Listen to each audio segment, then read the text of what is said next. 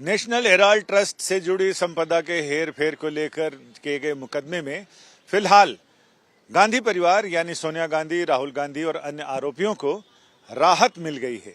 ये फौरी राहत मानी जा रही है क्योंकि विशेष अदालत ने ईडी की चार्जशीट पर संज्ञान लेने से फिलहाल तकनीकी आधार पर इनकार कर दिया है और ईडी के विशेष जज, एडिशनल सेशंस जज विशाल गोगने की अदालत ने यह कहा कि तकनीकी आधार पर यह चार्जशीट पूरी तरह से दुरुस्त नहीं है, लिहाजा वो इस पर संज्ञान नहीं ले सकते हैं।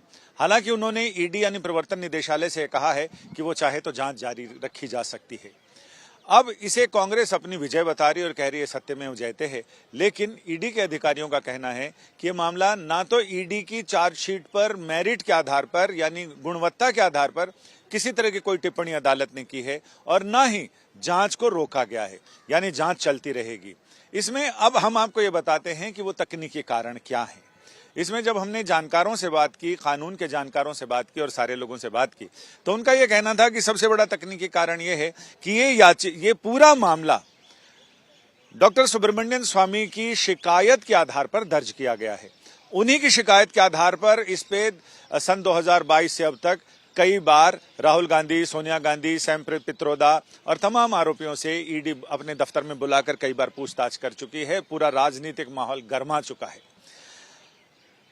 चार्जशीट तक दाखिल हो गई है। अदालत की प्रक्रिया यह है कि चार्जशीट दाखिल होने के बाद कोर्ट चार्ज फ्रेम करता है, यानी चार्जशीट पर पहले संज्ञान लेता है। जांच एजेंसी ने जो भी आरोप लगाए हैं उन आरोपों पर विस्तार से बहस होती है, चर्चा होती है। फिर कोर्ट ये तय करता है कौन से आरोप कानून की रोशनी में टिकते हैं, कौन से आरोप धराशायी हो जाते हैं। और जो आरोप टिकते हैं उसे चार्ज फ्रेम करना कहते हैं। चार्ज फ्रेम होने के बाद उन्हीं फ्रेम्ड चार्जेस पर बहस होती है, यानी ट्रायल चलता है। फिलहाल ट्रायल थम गया है क्योंकि चार्जशीट जो दाखिल की गई है कई हिस्सों में दाखिल की गई, एडिशनल यानी पूरक चार्जशीट भी दाखिल की गई और अब उस चार्जशीट पर संज्ञान लेने से कोर्ट ने मना कर दिया है। साथ ही अब जब चार्जशीट पर संज्ञान नहीं लिया जाएगा तो फिर ट्रायल भी नहीं चल सकता है। ऐसे में अब एक दूसरा तकनीकी कारण यह है कि जिस पीएमएलए एक्ट के तहत ये मामला दर्ज किया गया, ईडी ने पीएमएलए एक्ट के तहत ये मामला दर्ज किया। पीएमएलए है prevention of money laundering act, धन शोधन निरोधक कानून। वो कानून स्पष्ट कहता है कि किसी अथॉरिटी के तरफ से शिकायत दर्ज होनी चाहिए, एफआईआर दर्ज होनी चाहिए। इसमें अथॉरिटी कोई नहीं, एक निजी नागरिक की हैसियत से डॉक्टर सुब्रमण्यम स्वामी ने इस मामले में शिकायत दर्ज कराई। शिकायत में उन्होंने जो सबूत दिए उन्हीं सबूतों के आधार पर जांच एजेंसी आगे बढ़ी और ईडी के बारे में ईडी का जो कार्य पद्धति है उसमें स्पष्ट है कि ईडी अपनी तरफ से कोई एफआईआर, कोई मुकदमा दर्ज नहीं कर सकती है। ईडी दूसरों के दायर किए गए मुकदमे, दर्ज किए गए एफआईआर मुकदमों पर आगे जांच की कार्रवाई करती है और वो भी इन्फोर्समेंट डायरेक्टरेट सिर्फ इन मामलों पर जांच करता है कि आर्थिक हेराफेरी कहां हुई है, जिसमें धन शोधन का मामला हो, विदेश फंडिंग का मामला हो, इन सारे मामलों पर जांच करती है। सिर्फ जांच करने का अधिकार है, मुकदमा दर्ज करने का अधिकार नहीं। मुकदमा दर्ज करने का अधिकार या तो स्थानीय पुलिस को है या फिर जो पीई सीबीआई दर्ज करती है वो दर्ज की जाती है।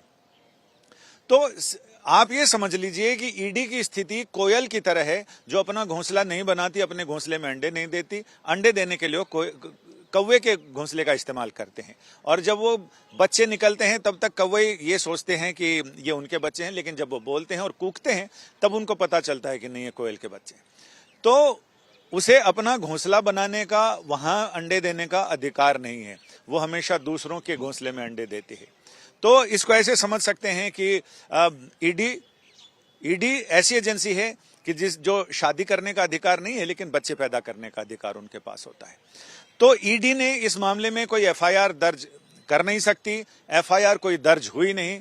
जब इस मामले में गांधी परिवार की तरफ से यानी आरोपियों की तरफ से अदालत को बताया गया कि ये जो पूरा किला बनाया है ईडी ने, उसकी नींव तो है ही नहीं। नींव की जगह जो चीज नींव में होनी चाहिए वो ऊपर दिखाई पड़ती है। और इसके बाद फिर ईडी दिल्ली पुलिस के इकोनॉमिक ऑफेंस विंग ने एक एफआईआर दर्ज की।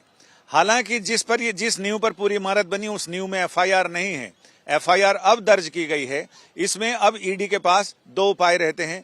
एक तो जो गलतियां हुई है उसको सुधार कर मजबूत नींव के साथ इस मामले की इमारत खड़ी करे, या फिर हाई कोर्ट चली जाए और स्पेशल सेशंस जज की कोर्ट के आदेश को चुनौती दे और वहां ये बताए कि मामला ऐसा नहीं ऐसा है, जो भी दलीलें देने हैं वो वहां दे सकती है। अब ऐसे में मुश्किल ये है, अब ईडी को तय करना है कि वो कौन सा रास्ता अपनाना चाहती है।